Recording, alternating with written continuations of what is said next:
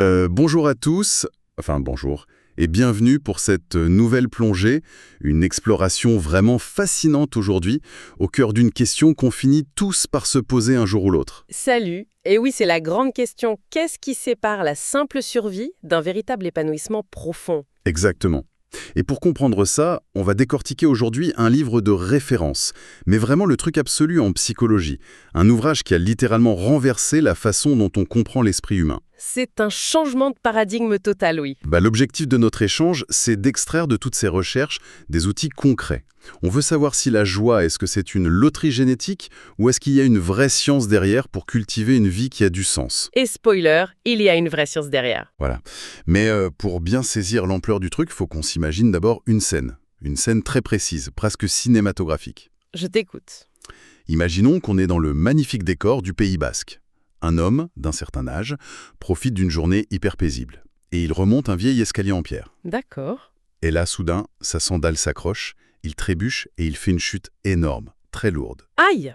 Ouais, le choc est super violent, il saigne abondamment de la tête, à tel point que les pompiers qui arrivent sur place, ils s'inquiètent vraiment et décident d'appeler un hélicoptère en urgence pour l'évacuer vers l'hôpital. C'est terrifiant. Enfin, c'est le genre de situation d'urgence absolue qui génère un pic de stress monumental, normalement. Mais totalement. Et pourtant, figure-toi que quelques heures plus tard, cet homme a la tête couverte de points de suture et il appelle sa famille. Et il s'effondre. Même pas. Au lieu de parler de sa douleur, de l'angoisse d'attendre les secours ou même de la peur de mourir, il s'exclame avec un enthousiasme de dingue qu'il vient de vivre un moment incroyable. C'est fou. Il raconte juste son tout premier vol en hélicoptère, la beauté majestueuse des montagnes basques vues du ciel, et la gentillesse des médecins. En fait, il ne retient que la beauté de l'instant et la chance inouïe qu'il a eue d'être en vie. Ce qui est captivant avec cette histoire, c'est la réaction immédiate qu'on pourrait avoir en l'écoutant. En fait, on pourrait facilement se dire que cet homme est en plein déni, quoi. Bah ouais, c'est ce qu'on se dit. On se dit qu'il bloque le trauma par un mécanisme de défense ou qu'il minimise le truc juste pour pas inquiéter ses proches. C'est la réaction logique. Sauf que le psychiatre qui a documenté ce cas explique que c'est pas du tout ça. Cet homme, il incarne juste naturellement un véritable maître dans l'art du bien-être. Un maître, carrément. Ouais, son cerveau a cette capacité spontanée de filtrer l'expérience pour en extraire la lumière, sans du tout occulter la réalité de la blessure. Il a mal, hein, mais il se force pas à sourire bêtement face à l'adversité. Il perçoit réellement l'événement sous cet angle-là. Et c'est exactement pour ça que l'ouvrage d'aujourd'hui est si important. Parce que face à un récit pareil, quiconque écoute ça peut se dire « moi je fonctionne pas comme ça. Mon cerveau aurait tourné en boucle sur la douleur, la chute, le sang. » C'est le cas de la majorité des gens, je te rassure. Beaucoup se sentent moins doués pour la joie. Et puis il y a aussi cette exaspération face au cliché de la pensée positive ambiante qui nous dit de toujours sourire à la vie. Ah oui, la fameuse injonction au bonheur, hein, c'est insupportable. Grave. Et la promesse de cette littérature scientifique qu'on explore là, c'est de dépasser ces clichés. Mais ça commence par un basculement historique majeur dans la psychologie, non ? Absolument. C'est un changement fondamental. Faut s'imaginer que pendant presque un siècle, sous l'influence de figures comme Freud notamment, la norme en psychothérapie, c'était de se focaliser uniquement sur ce qui était cassé. On réparait les dégâts, quoi. Voilà. L'objectif clinique, c'était de prendre quelqu'un en grande détresse, à disons -10 sur l'échelle du bien-être, et de le ramener à 0. On guérissait la maladie, on apaisait les névroses, mais l'idée dominante, accroche-toi bien, c'était que le mieux qu'on puisse espérer de la vie, c'était un malheur banal et gérable. C'est quand même super déprimant comme vision de l'humanité. Très déprimant. Et puis en 1998, il y a eu un moment de bascule officielle. L'auteur de notre source principale, qui était à l'époque à la tête de l'Association américaine de psychologie, a déclaré que l'absence de maladie mentale, c'était pas synonyme de santé. Pas bête ? Il a proposé que la mission de la psychologie, ce soit plus seulement de réparer les problèmes, mais de construire activement le bien-être. Passer de 0 à +10. Et c'est la naissance officielle de la psychologie positive en tant que vraie discipline scientifique. Ce qui rend la démarche de cet auteur hyper crédible, moi je trouve, c'est son honnêteté sur lui-même. Ah oui, c'est très drôle ça d'ailleurs. Ouais, il avoue qu'il n'est pas du tout quelqu'un de naturellement rayonnant. Il se décrit lui-même comme un gars plutôt pessimiste et grincheux de nature. C'est ça, il a dû concevoir et tester ses propres techniques pour lutter contre sa propre morosité. Donc on est très loin du gourou illuminé qui plane à 15 000. C'est un vrai scientifique pur et dur qui cherchait des preuves tangibles. Et dans cette recherche, il réalise un truc clé, c'est que le mot même de bonheur est un piège conceptuel énorme. Un gros piège, ouais. Parce que quand on dit bonheur dans notre société, on imagine tout de suite une espèce d'euphorie, le grand sourire, la joie de vivre, très bruyante. Mais réduire une vie réussie à cette simple émotion-là, c'est hyper problématique. C'est un problème scientifique et moral, en fait. Si tu définis la réussite de la vie juste par la quantité de bonne humeur que tu ressens, tu condamnes d'office la moitié de l'humanité à l'échec. Bah oui, parce qu'on n'est pas tous câblés pareil. Exactement. La génétique joue un rôle énorme dans notre niveau de base d'émotions positives. Donc une personne qui est naturellement introvertie, posée ou même un peu sujette à la mélancolie, elle n'est pas du tout condamnée à une vie ratée. Heureusement. Prends les grandes figures historiques, celles qui portaient une vraie gravité, qui luttaient parfois contre des moments sombres. Leur vie a eu un impact et une profondeur incommensurables. Donc pour s'affranchir de cette tyrannie du sourire permanent, le concept de bonheur a été remplacé par un concept beaucoup plus robuste, qui est le bien-être. Et ce bien-être, d'après les recherches de ce livre, c'est pas juste un mot valise un peu flou. Ça repose sur 5 piliers très précis. Ils forment une fondation solide et je propose qu'on les détaille parce que c'est là que ça devient super applicable pour tout le monde. Vas-y. Le premier pilier reste quand même lié à nos fameuses émotions, non? Oui, le premier, c'est les émotions positives. Évidemment, on ne les jette pas à la poubelle. C'est la capacité à ressentir de la chaleur, du réconfort, de l'émerveillement, comme notre homme dans l'hélicoptère, de la gratitude. C'est ce qui rend l'instant présent agréable. Voilà. Mais la grande différence avec l'ancienne vision du bonheur, c'est que ce n'est qu'une seule des 5 dimensions.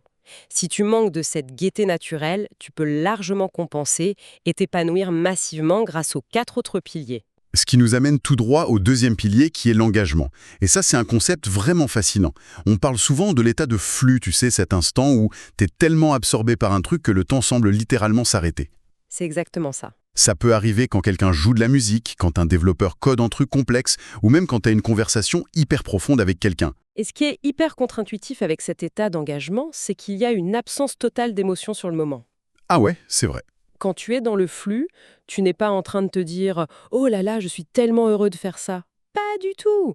Tu perds carrément la conscience de toi-même. L'esprit fusionne avec la tâche. C'est de la concentration pure. Oui, et c'est seulement après coup que ça laisse un sentiment de profonde satisfaction. Et c'est là qu'il faut faire la différence avec les plaisirs passifs. Genre scroller sur son téléphone. Exactement. Regarder des vidéos à la chaîne, ça donne une petite décharge positive sur le coup, mais ça génère aucun véritable engagement psychologique. Ça construit rien. C'est clair. Ensuite, on a le troisième pilier. Et là, l'auteur insiste lourdement. Ce sont les relations humaines. Ça a l'air un peu bateau de dire qu'on a besoin des autres. Mais si on regarde d'un point de vue évolutif, c'est vertigineux. C'est littéralement une question de survie biologique. Notre cerveau a été sculpté par des millions d'années d'évolution pour vivre en tribu. Un humain tout seul, dans la savane préhistorique. C'était un humain mort, tout simplement. Donc la nature a été maligne, elle a associé nos interactions sociales à des récompenses chimiques énormes dans notre cerveau. C'est pour ça que les moments les plus marquants de notre vie impliquent toujours d'autres personnes. Presque toujours, oui. Les fous rires, les grandes réussites. Les relations, c'est notre filet de sécurité numéro 1. Face aux coups durs, la fameuse résilience, elle vient très rarement d'une force solitaire de super-héros, elle vient du groupe, des amis, de la famille. Une vie avec plein d'émotions et d'engagement, mais sans personne avec qui la partager, ça finit par s'écrouler en fait. Inévitablement. Ce qui nous connecte hyper bien au quatrième pilier, qui est la quête de sens. Et là, on rentre dans quelque chose de plus grand. Le sens, d'après les recherches, c'est se mettre au service de quelque chose qui nous dépasse. Oui, s'attacher à plus grand que soi. L'exemple donné dans le bouquin avec la parentalité m'a vraiment frappé. Parce que si on évalue la vie uniquement par le confort ou la joie immédiate, faire des enfants, c'est le pire calcul du monde. Ah, mais c'est un calcul désastreux sur le papier. Bah oui, Ça veut dire du manque de sommeil, un stress financier permanent, des conflits, des inquiétudes. Et pourtant, la parentalité apporte une densité à l'existence qui transcende complètement tous ces sacrifices. c'est le sens qui prend le dessus. Exactement. Et ça vaut pour plein d'autres choses. S'engager dans une asso, militer pour le climat, s'investir dans une communauté spirituelle, c'est ce besoin viscéral de sentir que notre passage sur Terre sert à quelque chose. Et enfin, le cinquième et dernier pilier du modèle, c'est l'accomplissement. Et là, c'est simplement la volonté d'atteindre un but ou de maîtriser une compétence, juste pour la beauté du geste. Pour le pur plaisir de la maîtrise, ouais. Pense à l'artisan qui va passer 3 heures sur un petit détail que personne ne verra jamais. Ou au sportif qui va courir à 5 heures du mat sous la pluie. Ils font pas ça pour la gloire. Non, c'est la pure satisfaction de l'accomplissement personnel. Et tu sais ce qui donne toute sa force à ce modèle des 5 piliers? Dis-moi.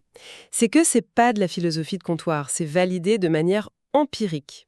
La psychologie positive, elle s'appuie sur des études à grande échelle, avec des groupes de contrôle. Elle mesure scientifiquement ce qui fait grandir les gens. Et ça, c'est la transition parfaite pour passer à la pratique. Parce que le livre propose des exercices cliniquement testés pour, littéralement, recabler son cerveau et renforcer ces fameux 5 piliers. Des exercices hyper puissants. Il y en a un qui ressort particulièrement, c'est la visite de gratitude. Tu peux nous expliquer comment ça marche concrètement? Alors, la mécanique est super simple, mais l'exécution, elle demande un vrai courage émotionnel. L'idée, c'est de choisir quelqu'un dans ton entourage, quelqu'un de vivant évidemment, qui a eu un impact majeur sur ta vie, qui a changé ta trajectoire en bien, mais que tu n'as jamais pris le temps de remercier proprement. Ok. Tu t'assois et tu lui écris une lettre très détaillée, d'environ 300 mots. Tu expliques précisément ce qu'elle a fait et l'impact énorme que ça a eu sur toi. Ensuite, tu prends rendez-vous avec cette personne, sans lui dire pourquoi, et tu lui lis la lettre à voix haute, les yeux dans les yeux. Waouh. Mais rien que d'y penser, on sent une gêne. Enfin, ça demande une vulnérabilité dingue, hein. Ah, mais c'est pour ça que ça marche si bien. Les études montrent que cet exercice provoque quasiment toujours des larmes de joie des deux côtés. Mais le plus fou, ce sont les données mesurées après. Qu'est-ce qu'on observe? On voit une chute spectaculaire des symptômes dépressifs et une hausse massive du bien-être général. Et ces effets, ils durent pas juste une journée, ils perdurent pendant des mois entiers après cette simple lecture. C'est dingue. C'est une vraie intervention psychologique qui laisse une trace durable. Mais du coup, pourquoi est-ce qu'on doit se faire violence avec des exercices aussi intenses juste pour se sentir bien? D'après le livre, c'est à cause d'un genre de bug dans notre cerveau, un héritage de nos ancêtres, c'est ça? C'est le fameux biais de négativité. En fait, notre cerveau, il n'a pas du tout évolué pour qu'on soit heureux et épanoui. Il a évolué pour qu'on survive. Nuance importante. Très importante. Dans la préhistoire, nos ancêtres devaient être parano. Il fallait faire attention aux prédateurs, au froid, au manque de nourriture. Le gars préhistorique qui s'arrêtait 2 minutes pour s'émerveiller devant un magnifique papillon. Il faisait manger par un tigre à dents de sabre. Exactement. Donc on a hérité de ce système d'alarme. Notre attention est naturellement aimantée par ce qui cloche, par les critiques, par les dangers potentiels. C'était génial pour survivre avant, mais dans notre monde moderne qui est super sûr, c'est inadapté. D'où l'importance du deuxième grand exercice clinique du livre pour rééquilibrer tout ça. C'est le fait de noter 3 choses positives à la fin de la journée. Oui, le grand classique. Sauf que là, la science rajoute une condition cruciale. Il ne s'agit pas juste de faire une petite liste de trucs sympas, C'est pourquoi cet événement positif a eu lieu. donc chercher la cause. Voilà. Si l'événement, c'est tiens, j'ai eu une discussion géniale avec un collègue aujourd'hui, la cause, ça pourrait être parce que j'ai pris le temps de l'écouter et de lui poser des questions sur lui. Au lieu de parler de soi. C'est ça. En forçant le cerveau à chercher la cause, on s'extrait de ce sentiment de subir sa vie. On réalise qu'on est souvent l'architecte de nos propres bons moments. Et faire ça tous les soirs, ça recable le cerveau pour qu'il cherche des opportunités au lieu de scanner les menaces en permanence. Impressionnant. Et si on passe à la sphère des relations de couple ou d'amitié, il y a un concept qui m'a scotché dans l'ouvrage, c'est la technique de la réponse constructive et active. Ah oui, c'est un outil redoutable. On nous dit toujours que, pour être un bon partenaire, il faut être là dans les moments durs, prêter son épaule, mais la recherche montre que la façon dont on réagit aux bonnes nouvelles de l'autre est tout aussi déterminante pour la relation. Pire, c'est peut-être même plus important. Prends une scène typique. L'un des deux rentre à la maison et annonce avec un grand sourire qu'il a enfin eu la promotion qu'il voulait depuis 6 mois. Classique. La façon dont l'autre réagit va tout changer. Les chercheurs ont identifié 4 types de réactions. La pire de toutes, c'est la réponse active et destructrice. Genre, ah bon, une promotion? Mais ça veut dire que tu vas bosser jusqu'à 20h tous les soirs et qu'on n'aura plus de week-end? Ah ouais, la douche froide immédiate. Ça tue la joie de l'autre sur le coup. Instantanément. Ensuite, tu as les réponses passives. La passive destructrice, c'est juste ignorer l'info. Genre, super. Au fait, t'as pris le pain en rentrant? Sympa. Et la passive constructive alors? C'est le fameux « Ah, c'est super, bravo chérie, tu le mérites ». mais dit avec un petit sourire poli tout en continuant à regarder son téléphone ou la télé. Et ça, on l'a tous fait. On l'a tous fait. Mais les données montrent que ce petit bravo poli, à long terme, c'est nocif pour la relation. Ça étouffe l'enthousiasme. Donc il reste qu'une seule bonne méthode. La réponse constructive et active. Face à la nouvelle, tu arrêtes tout ce que tu fais, tu regardes l'autre dans les yeux et tu célèbres activement. Tu poses des questions. Mais c'est génial! Raconte, comment il te l'a dit? Qu'est-ce que tu vas faire dans ce nouveau poste? Comment tu te sens? On fait revivre l'événement à l'autre en fait. Exactement. Ça multiplie l'émotion positive et ça crée une spirale d'intimité et de confiance énorme. C'est le meilleur moyen de bétonner une relation, que ce soit en couple ou même au bureau. Et ce qui donne un peu le vertige, c'est quand on voit que ces mêmes principes qui ont l'air très intimes sont en fait déployés à des échelles monumentales. Les recherches parlent de l'armée américaine quand même. Oui, l'armée a vite compris l'intérêt. Face aux ravages du syndrome de stress post-traumatique, ils ont intégré ces outils pour développer la résilience en amont. Sans nier l'horreur des conflits, bien sûr. Compte ou pas. Mais le but, c'est d'enseigner qu'un trauma n'est pas forcément la fin de ta vie psychologique. Il y a ce concept magnifique de croissance post-traumatique. L'image du vase brisé, c'est ça. Voilà. Imagine un vase qui tombe et se casse. La psychologie classique essaie de recoller les morceaux à l'identique. Mais le vase reste fragile, on voit les fissures. Alors que la croissance post-traumatique, C'est utiliser ces morceaux brisés pour créer une mosaïque totalement nouvelle, souvent beaucoup plus belle et complexe qu'avant. Et on observe qu'après des épreuves épouvantables, grâce à ces piliers, beaucoup de gens développent une philosophie de vie inédite et une grande profondeur. c'est hyper puissant comme message. Et on voit cette même ambition dans le domaine de l'éducation. L'auteur propose de remplacer le vieux système du stylo rouge, qui ne souligne que les fautes, par des écoles qui enseignent ces principes dès le plus jeune âge. C'est l'éducation positive. Au lieu de s'acharner sur les faiblesses d'un enfant, on va identifier ses forces naturelles. Par exemple, un gamin qui a des troubles de l'attention mais qui déborde de créativité. Exactement. Au lieu de le punir non-stop parce qu'il bouge trop, on va se servir de sa créativité comme d'un levier pour l'intéresser aux maths ou à l'histoire. Et surtout, on leur apprend l'optimisme comme une stratégie d'analyse. Pas de la naïveté donc. Non, une méthode d'analyse. Un élève qui rate un contrôle de maths, on lui apprend à ne pas généraliser. Il ne doit pas se dire « je suis nul, j'y arriverai jamais ». Il doit circonscrire l'échec. Se dire « ok, je n'avais pas la bonne méthode pour ce devoir précis, je peux corriger ça ». Et ça immunise contre la dépression précoce. C'est le terme clinique, oui. Et d'ailleurs, le mot immuniser, c'est pas juste une métaphore. La source qu'on étudie établit un lien direct et prouvé entre notre état psychologique et notre santé physique. Ah, c'est écrasant. Les études sur des décennies montrent que le pessimisme constant détruit l'organisme. En gros, un état de stress permanent déclenche la production d'hormones et de molécules, comme les interleukines, qui créent une inflammation constante dans ton corps. Et ça attaque le cœur. Ça use le système cardiovasculaire à vitesse grand V. À l'inverse, l'optimisme et l'engagement dans la vie font chuter ces marqueurs. Ça agit comme un vrai bouclier immunitaire qui prolonge l'espérance de vie en bonne santé. Mais si on tire le fil de tout ça, si la science prouve que le bien-être, le sens et nos relations sont nos vraies protections, alors la façon dont on juge la réussite de nos sociétés est complètement à côté de la plaque. Ah bah, le livre met totalement en cause le fameux PIB. Le produit intérieur brut. Oui, le PIB, c'est aveugle. Ça augmente quand on construit des prisons, quand il y a des carambolages sur l'autoroute parce qu'il faut payer les hôpitaux et les garagistes, ou quand on vend des antidépresseurs par millions. Ça mesure l'agitation, pas l'épanouissement. Exactement. Les données montrent que passer un certain seuil, une fois que tu as un toit à manger et la sécurité, s'enrichir plus n'augmente plus du tout le niveau de bien-être humain. Donc la proposition de fond, sans faire de politique politicienne, c'est de changer de boussole, d'évaluer la prospérité d'une nation sur ses fameux 5 piliers. Est-ce que nos politiques de santé, d'éducation ou du travail génèrent du lien social et du sens? C'est ça l'avenir vers lequel ces chercheurs veulent nous amener. Bon, alors, qu'est-ce qu'on retient de tout ça? Le grand message, c'est une invitation concrète à ne pas subir.